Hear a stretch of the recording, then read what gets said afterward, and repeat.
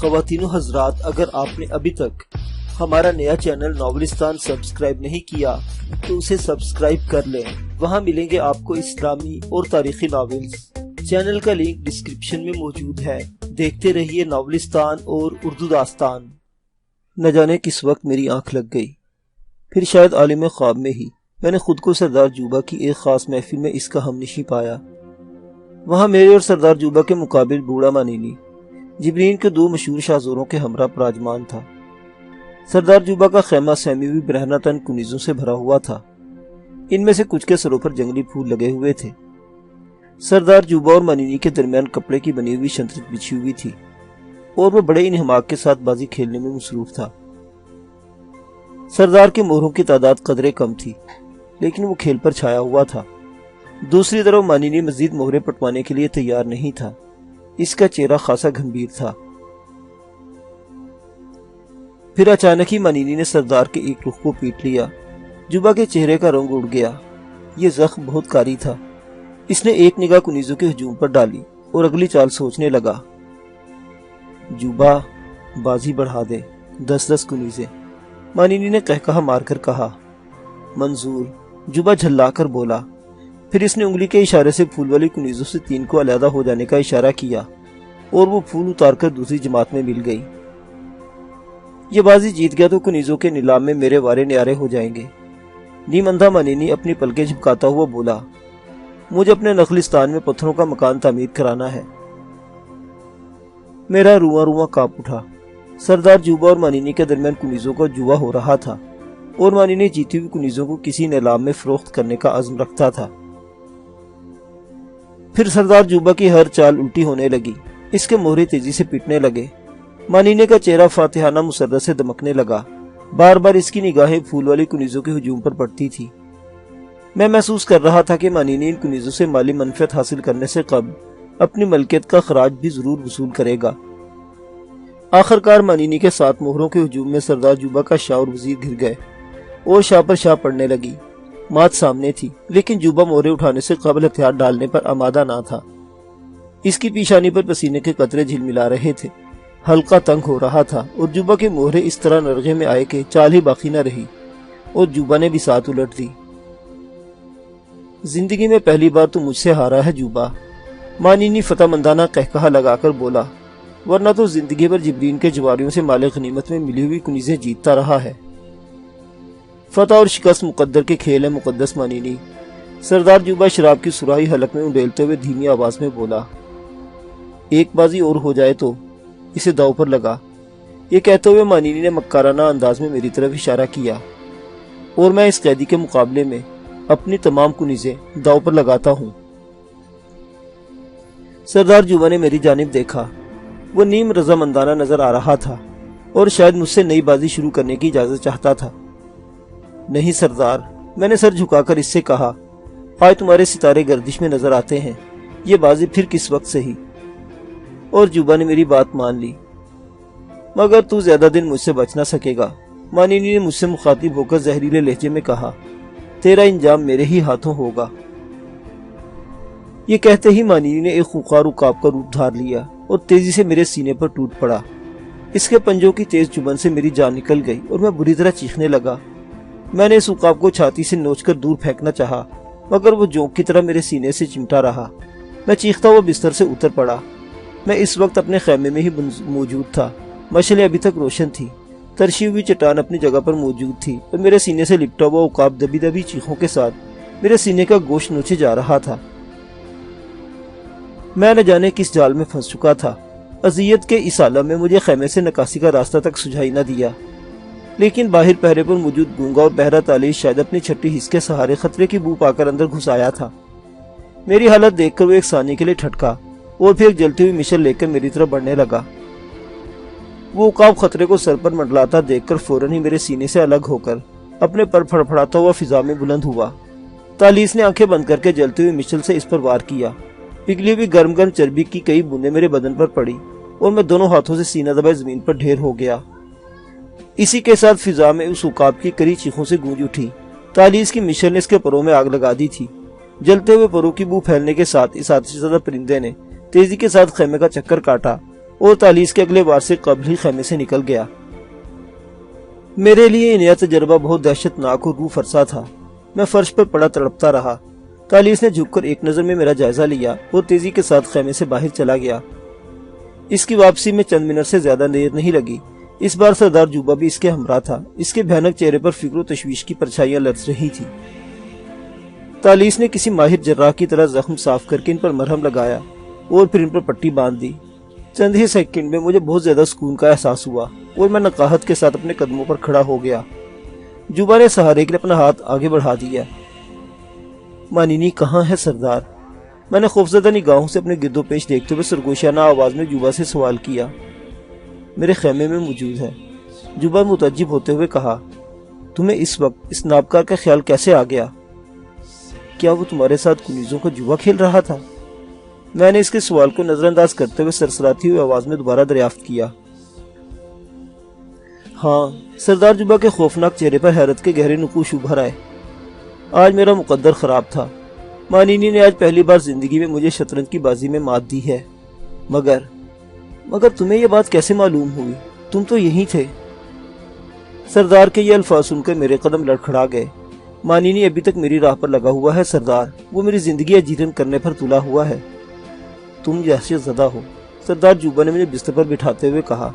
مانینی کا خوف تمہارے اعصاب پر سوار ہے، تمہیں سکون کی ضرورت ہے۔ میں نے ایک بھیانک خواب دیکھا ہے سردار، میں کانپتی ہوئی آواز میں بولا۔ میری ویران نگاہیں خیمے کی فضا میں کسی معلوم نقطے پر مرکوز تھی۔ اور تم کہتے ہو کہ وہ خواب سچا تھا؟ سردار جوبا نے بے یقینی کے ساتھ مجھے گھورا، اپنی ہتھیلی سے میری پیشانی کو چھوا اور تالیس کو شراب لانے کا اشارہ کیا۔ میں ہی زیان نہیں بک رہا ہوں، میں گہرا سانس لے کر بولا۔ میں جو کچھ کہہ رہا ہوں وہ سچ ہے۔ مانینی کی پراسرار شخصیت اور اس کے ہولناک ماورائی حربے مجھے پاگل کر دیں گے۔ لو یہ پیو، سردار جوبا مربیانہ انداز میں میرے سر پر ہاتھ پھیر کر بولا، اور میں نے ایک ہی سانس میں پورا جام خالی کر دیا۔ پھر میں نے اسے اپنی تازہ کہانی سنا دی۔ فرط حیرت اس کا منہ کھلا ہی کھلا رہ گیا۔ یہ کیسے ہو سکتا ہے؟ یہ کیسے ہو سکتا ہے؟ میرے خاموش ہوتے ہی وہ خود غلامی کے انداز میں بڑبڑانے لگا۔ اس کی نگاہیں تالیس کے چہرے پر جمی ہوئی تھی۔ جوبا نے مخصوص اشاروں میں تالیس کو کڑی لعن طعن کی اور اس نے زمین پر پیشانی رگڑ رگڑ کر اپنے اشاروں سے یقین دلایا کہ میں تمام وقت اسی خیمے میں مقید رہا ہوں، حتیٰ کہ میں نے کھلا ہوا آسمان تک نہیں دیکھا۔ تب پھر تو سچ ہی کہتا ہے، آخرکار جوبا نے کہا۔ جوبا نے اپنے خیمے کے واقعات مجھے سنائے، جو میرے خواب سے بس اس حد تک شغف رکھتے تھے کہ میں وہاں موجود نہیں تھا اور مانینی نے عقاب کا روپ نہیں دھارا تھا، بلکہ سردار جوبا اسے انسانی حیات میں چھوڑ کر آیا تھا۔ میرا خواب اس حد تک سچا تھا کہ مانینی نے سردار کو جوے میں مجھے داؤ پر لگانے کی ترغیب دی تھی۔ میں جا رہا ہوں۔ خیمے کے واقعات سناتے سناتے اچانک سردار جوبا گھبرائے ہوئے انداز میں اٹھتا ہوا بولا، کہیں مانینی میری تلاش میں اس طرف نہ نکل آئے۔ جوبا کے ساتھ ہی تالیس بھی پہرا دینے کے لیے خیمے سے باہر نکل گیا اور میں کسی پامال ستم رسیدہ اجنبی کی طرح اپنے ہی تراشے ہوئے پتھر کے بے ہنگم خدوخال کو گھورنے لگا۔ نہ جانے کتنی ہی دیر اس عالم میں کھویا رہا۔ پھر جوبا کے قدموں کے شور سے میری محویت کا طلسم ٹوٹا۔ سردار جوبا کسی بدمست بھینسے کی طرح ہانپ رہا تھا۔ اس کا چہرہ وہ فورے جوش سے سرخ ہو رہا تھا۔ اس کے ساتھ اس کی نگاہوں میں خوف کے دھندے دھندے سائے بھی لرزہ نظر آ رہے تھے۔ اس نے مضبوطی کے ساتھ میرے شانے کو جکڑ کر ہی جان سے کانپتی ہوئی آواز میں بتایا کہ میرے پاس سے واپسی پر اس نے اپنی نگاہوں سے خبیث مانینی کا بدن کئی جگہ سے جھلسا ہوا دیکھا ہے۔ جس وقت سردار جوبا اپنے مخصوص خیمے میں واپس پہنچا تو مانینی آنکھیں مودے آتش دان کے سامنے آلتی پالتی مارے مراقبے کے عالم میں پراجمان تھا۔ اس کے دانے ہاتھ میں جلتے ہوئے انگارے دبے ہوئے تھے اور اس کا چیتھڑوں جیسا لباس اور گوشت سے محروم بدن جا بجا جھلسا ہوا تھا۔ سردار جوبا کے واپس پہنچتے ہی مانینی نے آنکھیں کھول دی، دہکتے ہوئے انگارے آتش دان میں پھینک دیے اور معنی خیز مسکراہٹ کے ساتھ جوبا کو بتایا کہ اس کی عدم موجودگی میں وہ اپنی ذات کا عرفان حاصل کرنے کی مشق کے طور پر اپنے بدن کو دہکتے ہوئے انگاروں سے داغ رہا تھا تاکہ سردار جوبا کے انتظار کے لمحات بآسانی گزر سکے۔ اس نے تیرے بارے میں ایک لفظ بھی نہیں کہا، جوبا مجھے جھنجھوڑتے ہوئے جوشیلی آواز میں بولا۔ وہ بہت مکار ہے، وہ بدروحوں اور پراسرار قوتوں کا شہنشاہ ہے۔ وہی عقاب کے روپ میں تجھ پر حملہ آور ہوا تھا۔ اس کے جلے ہوئے بدن کو دیکھتے ہی مجھے یقین ہو گیا تھا کہ تالیس نے جس عقاب کو زخمی کیا ہے وہ مانینی ہی تھا۔ اف میرے رب، یہ تو میں نے کبھی نہ سنا تھا کہ اگیاریوں کے پروہت خونی پرندوں کا روپ بھی دھار لیتے ہیں۔ سردار جوبا کے الفاظ کھوکھلے اور عزم متزلزل تھا۔ وہ مانینی سے بری طرح خوفزدہ اور گھبرایا ہوا نظر آ رہا تھا۔ سردار، اب اس کے دن قریب ہیں، میں وقت سے پہلے ہی یہ بت مکمل کر لوں گا۔ میں نے نہایت سوچ کر سمجھ کر اس سے کہا، نہیں نہیں، میں مانینی سے ٹکر نہیں لے سکتا۔ وہ تیزی سے بول اٹھا، میں اس کے خلاف سازش کر کے زندہ نہ بچوں گا۔ اس کی روح زندگی بھر بے آب و گیا ریگستان میں میرا تعاقب کرتی رہے گی۔ وہ میری زندگی کو قابل رحم بنا دے گا۔ سردار، تم مجھ سے عہد کر چکے ہو۔ میں اس کے سامنے تن گیا۔ وہ سب کچھ جان چکا ہے اور مجھ سے اس کا تذکرہ نہ کر کے وہ مجھ سے کھیل رہا ہے، جیسے بلی شکار سے قبل چوہے کو زندگی کی امید دلا دلا کر دوڑاتی اور خوش ہوتی ہے۔ بزدل نہ بنو سردار، میں نے ہمت سے کام لیتے ہوئے واضح لہجے میں کہا۔ بات اب بہت آگے بڑھ چکی ہے۔ ہو سکتا ہے یہ سب واقعات محیب اتفاقات ہوں۔ ہتھیار ڈال کر بھی تم مانینی کے اندھا انتقام سے نہ بچ سکو گے۔ پھر کیوں نہ تم اس پر آخری وار بھی کر ڈالو۔ اگر قسمت نے یاوری کی تو ہم اس فتنے کو مٹا دیں گے۔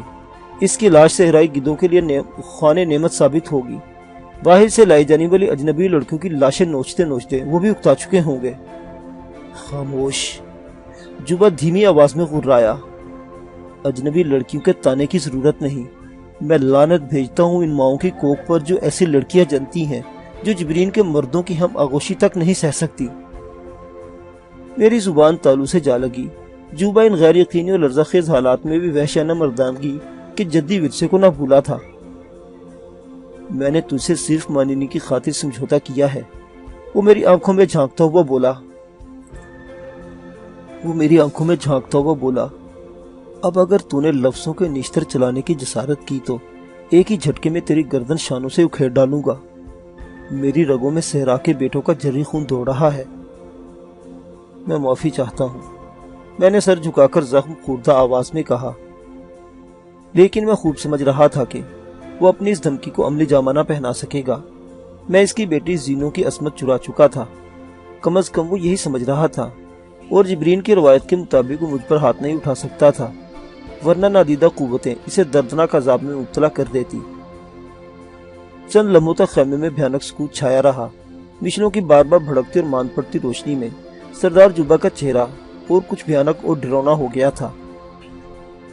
سن حسین، آخر اس نے فیصلہ کن لہجے میں مجھے مخاطب کیا، مانینی جبرین کی خاک سے ہی پیدا ہوا ہے اور وہ اگیاری کا مقدس پروہت ہے۔ اس سے کھلی ٹکر لیتے ہوئے میری روح کانپ رہی ہے۔ تو خاموشی سے مجسمہ تیار کیے جا۔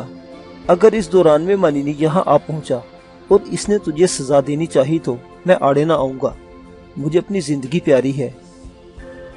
ہاں تو ایک بار یہ بت مانینی کے خیمے میں پہنچا دے تو پھر میں اس سے ٹکرا جاؤں گا۔ سردار جوبا کی اس درجہ خود غرضی اور مکاری پر میرا خون کھول اٹھا، مگر میں نے اپنے ہونٹوں پر مصنوعی مسکراہٹ لاتے ہوئے اس سے کہا، تم فکر نہ کرو، میں اس پر بھی تیار ہوں۔ میری زندگی تو ویسے بھی آخری سانسوں پر ہے، میں مانینی سے ضرور انتقام لوں گا۔ انتقام؟ کس بات کا؟ مجھے خیال ہوا کہ میں غلط بات کہہ گیا ہوں۔ انتقام کا تذکرہ کرتے ہوئے میرے ذہن پر توسیہ کا کرب چھایا ہوا تھا۔ جوبا کے ٹوکتے ہی بات بدل دی۔ مانینی نے مہلت دیے بغیر مجھے تمہارے ہاتھوں سے مروانا چاہا، اور اب عقاب کا یہ حملہ بھی اسی کی شرارت ہے۔ یہ تم جانو، مگر یہ یاد رہے کہ میں مانینی کے مقابلے میں کھل کر تمہارا ساتھ نہ دے سکوں گا۔ سردار جوبا یہ کہتا ہوا خیمے سے واپس چلا گیا۔ وہ چلا گیا۔ میں کافی دیر تک پتھرائی ہوئی آنکھوں سے خیمے سے نکاسی کے راستے کو گھورتا رہا اور کانوں سے بہرے تالیس کے قدموں کی مضطرب آہٹیں سنتا رہا۔ صحرا میں چلنے والے خون خوا کے جھونکے خیمے سے ٹکرا کر پرہول سرسراہٹیں پیدا کر رہے تھے، اور میرے ذہن میں لاہوتی سناٹے کی بات گش گونجتی رہی۔ یہ کیفیت بہت دیر تک قائم رہی، پھر میرے اعصاب اور حواس پر جمی ہوئی برف دھیمے دھیمے پگھلنی شروع ہوئی اور میں مستقبل کے دھندلائے ہوئے خاکوں میں گھرتا چلا گیا۔ جبرین کی خوفناک اور بے رحم سردار جوبا کی حسین بیٹی جو میری پسند تھی، اب کسی گندے خیمے میں جوبا کی کنیزوں کے ہمراہ اپنے مقدر کے ان تاریک لمحات کی منتظر تھی، جب مجھے چاند کی آخری شب کی ہولناک سیاہی میں مقدس الاؤ کے اوپر لٹکا کر موت کی سرد اور شفاف ترین وادیوں میں دھکیل دیا جاتا اور وہ اپنے آقا کی موت پر لاوارث قرار دے دی جاتی۔ پھر اسے مقدس علاؤ کے لہو رنگ شعلوں میں اپنی زلفیں جلا کر سر میں خاک اڑانی پڑتی۔ اس کے بعد 5 ماہ اس کی زندگی کے لیے فیصلہ کن ہوتے۔ اگر اس کی کوکھ میں میرا گناہ انگڑائیاں لینے لگتا اور وہ کوئی زندہ بچہ جن دیتی تو اس کی پیشانی سے لاوارث ہونے کا حقیر ترین داغ مٹ جاتا اور وہ عزت کے ساتھ جبرین میں زندہ رہتی۔ لیکن وہ خوب جانتا تھا، مجھے توسیہ بتا چکی تھی، مجھ سے مانینی نے کہا تھا کہ میں نے زینوں سے گناہ کا رشتہ استوار نہیں کیا ہے۔ ایسی صورت میں جب 5 ماہ بعد بھی زینوں کے شکم میں کوئی نئے وجود کے سہمے سہمے سانسوں کا ارتعاش نظر نہ آتا تو پھر وہ دھول ڈال کر جبرین کی اسی چوپال میں بیٹھتی جہاں عورت کی حیا، اس کی نسوانیت، اس کی دوشیزگی اور اس کے وقار کے دامن کی چیتھڑے اڑائے جاتے تھے۔ جبرین کی لاوارث بیواؤں کی اس مسکن میں دن کے اجالوں میں اور شب کی گناہ افروز تاریکیوں میں جبرین کے خوہ ناشام قزاق اپنی حوثناک اور ننگی نگاہوں سے اس کا بدن چھیدنے اور پھر اس کے نرم و گداز بدن سے اپنی کرخت نگاہوں کو سیراب کرنے کے لیے در آتے، اور میری موت کے بعد یہی اس بد نصیب لڑکی کا مقدر ہونے والا تھا کہ وہ اپنے وحشی باپ کی حکمرانی میں اس کی درندہ صرف رایا کے ہاتھوں یوں ہی نوچی اور بھنبوڑی جائے۔ جوبا جس کا خوفناک چہرہ اور اس کے عرائم لرزہ خیز تھے، وہ اپنی بیٹی کی محبت کو اپنی جان اور اپنی اقتدار کے خوف پر قربان کر چکا تھا۔ وہ پہلے میرا دشمن تھا، پھر خلوت میں مجھ سے سازشی معاہدہ کیا، اور جب مانینی نے اپنی پراسرار قوتوں کی کائنات کے ایک گوشے سے پردہ سرکایا تو جبرین کا وہ سورما اپنے عہد کو فراموش کر کے مجھے مانینی کے مقابلے میں بے سہارا چھوڑ گیا۔ وہ مانینی جو منہینی تھا مگر اس کے قبضے میں طاغوتی قوتوں کا وہ لشکر تھا جس کے سامنے بنت نیل بھی بے بس تھی۔ بنت نیل میری محبت، میری زندگی کا سر چشمہ اور میری امنگوں کا گداز تھی۔ وادی نیل کے عظیم وسطوں پر حکمرانی کرنے والے ایک صنم پرست کی وہ خوش جمال اور نازک اندام بیٹی پہلی ہی نظر میں میرے رباب دل کی تاروں پر محبت کے وہ لطیف نغمے جگا گئی تھی کہ اب ان نغموں کے طلیسم سے نکل جانا میرے بس میں نہیں رہ گیا تھا۔ مجوسی قزاقوں کے جدی انتقام نے اسے جسم اور روح کے متضاد حصوں میں تقسیم کر کے رکھ دیا تھا۔ جسم بے جان اور صحرا کی وسعتوں میں کسی نامعلوم سندلی معبد کا قیدی تھا، اور اس کی روح پیکر سے آ رہی تھی جس پر جبرین کے مکار پروہت قابض تھا۔ موت میری آنکھوں میں آنکھیں ڈالے کھڑی تھی، مقدس علاؤ کی اذیت ناک موت یا مانینی کے مقابلے میں مجھے ایک راستہ چننا تھا، یہ جانتے ہوئے کہ اب اس راہ میں تنہا چلوں گا توسیہ کی روح بھی شاید میرا ساتھ نہ دے سکے۔ میں سوچتا رہا اور پھر میری ورمالود نگاہیں پتھر کی اس چٹان پر جم کر رہ گئی جس میں چھپے ہوئے کسی دیوتا کو مجھے اپنے فن کے سہارے ابھارنا تھا۔ میں آہستگی مگر عزم کے ساتھ اٹھا، اوزار تھامے، اور پھر رات کا پرہول سناٹا خیمے میں ابھرنے والی سنگ و آہن کی دھمک سے گونج اٹھا۔ وقت ڈھلتا رہا اور میرے ہاتھوں بلکہ میرے عزم کے ہاتھوں پتھر کی وہ ٹھوس چٹان موم کے کسی ڈھیر کی طرح تیزی کے ساتھ یونانی دیو مالا کے طرز کے کسی اجنبی پیکر میں پگھلنے لگی۔ سحر طلوع ہوئی، جوبا کا گونگا بہرا غلام تالیس ناشتے کا سامان لے کر آیا اور لوٹ گیا۔ پھر دن ڈھلا اور شام بھی آ گئی، لیکن میرے ہاتھ نہ رکے۔ میرے ہاتھوں کی رگوں پر ورم آ چکا تھا، اعصاب پر لرزہ چھاتا جا رہا تھا، آنکھوں کے سامنے روشنی کی چنگاریاں چٹک رہی تھی، جسم شل ہو چکا تھا، گردن ٹوٹتی معلوم ہو رہی تھی، سینے کے زخم سے طویل مشقت اور بے احتیاطی کے باعث خون رسنے لگا تھا، مگر مجھ پر جنون غالب آ چکا تھا۔ میں نے نہ کھانے کا رخ کیا، نہ زخم کی پرواہ کی، نہ لہو لہان انگلیاں مجھے پریشان کر سکی، نہ بینائی کی دھندلاہٹ میری طلب پر غاصب آ سکی۔ میں مسلسل اپنے کام میں لگا رہا، تالیس کھانے پینے کا سامان لاتا رہا اور یوں ہی واپس لے جاتا رہا۔ کئی بار اس کے قدموں کی آہٹوں اور اس کے حلق سے نکلنے والی دبی دبی غراہٹوں سے میں نے اندازہ لگایا کہ وہ میرے جنون پر حیران ہے، لیکن میں نے اس کی طرف دھیان تک نہ دیا۔ 3 راتیں آئیں اور بے خبری کے عالم میں گزر گئی۔ میرا بدن اپنے لہو کی سرخی سے گلنار ہو چکا تھا، بہکے ہوئے ہتھوڑوں اور چٹان سے اڑنے والے تیز دھار ٹکڑوں نے اپنی صفاکی میں کوئی کسر نہ چھوڑی تھی، لیکن جو کام آگے بڑھ رہا تھا، میرا جوش بھی اپنے عروج پر پہنچتا جا رہا تھا۔ دیوتا کا نچلا دھڑ مکمل ہو چکا تھا، برانہ دھڑ کی رگ اور پسلیاں تک پتھر پر ابھر آئی تھی، چہرے کے تمام نقوش فنکارانہ باریکیوں کے مرحلے میں داخل ہو چکے تھے۔ میری خون سے چپ چپاتی انگلیاں اس کے دھبے اس سنگین پیکر کو کچھ اور ہی نکھار دے رہے تھے۔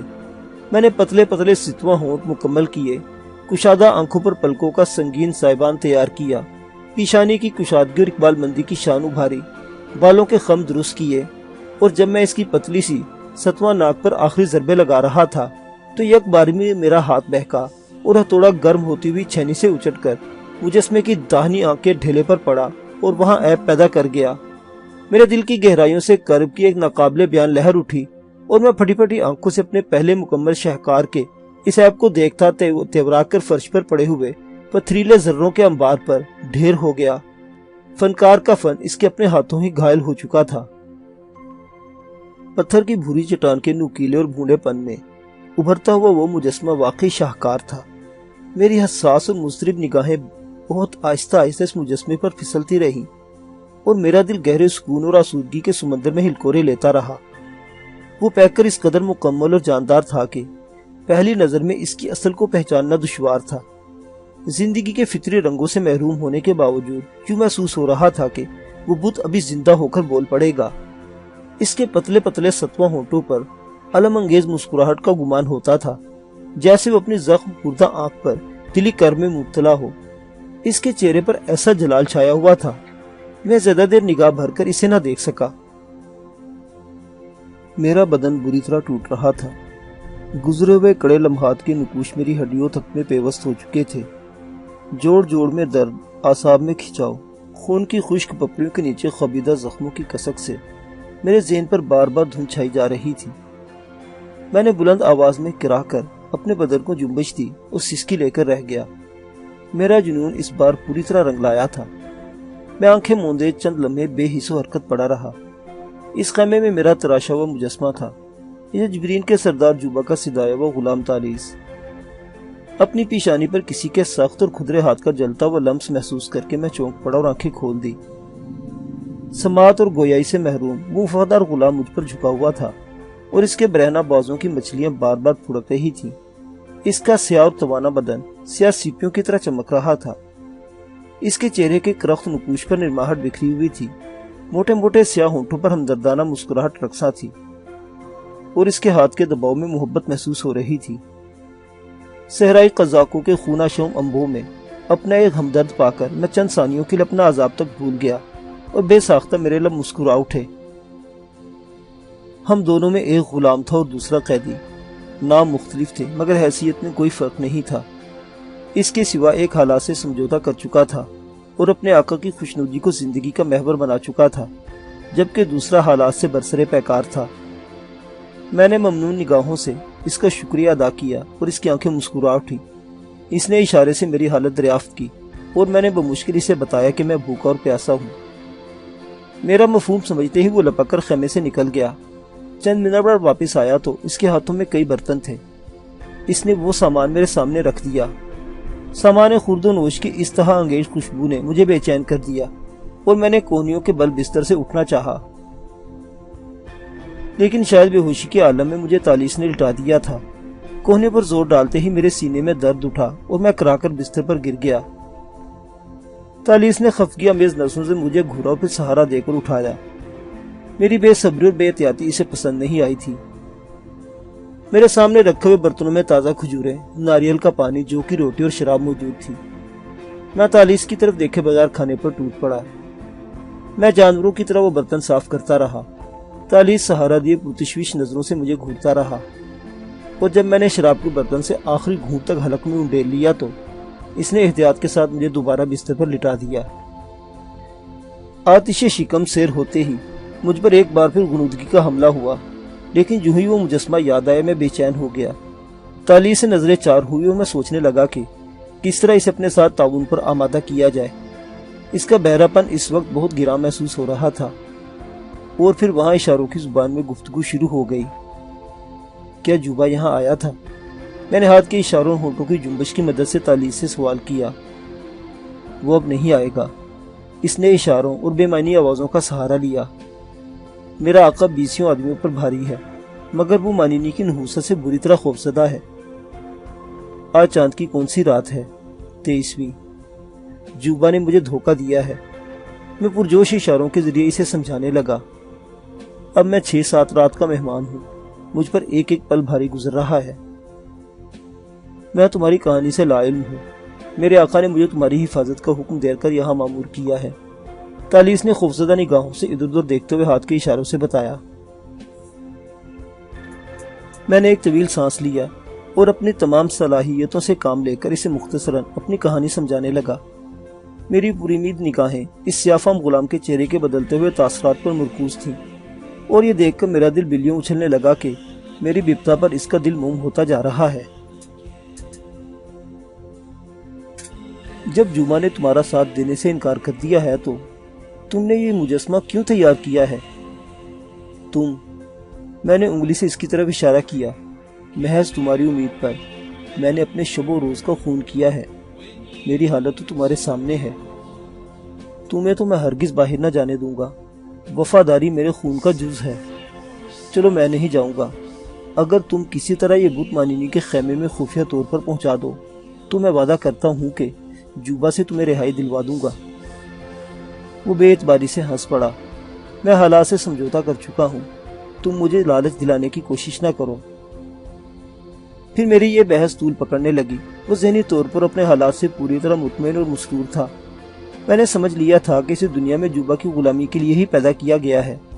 میں نے ہر ممکن دلیل سے کام لیا لیکن وہ ٹس سے مس نہ ہوا۔ اسے مجھ سے ہمدردی ضرور تھی لیکن وہ میری خاطر جوبا کو فریب دینے پر آمادہ نہ تھا۔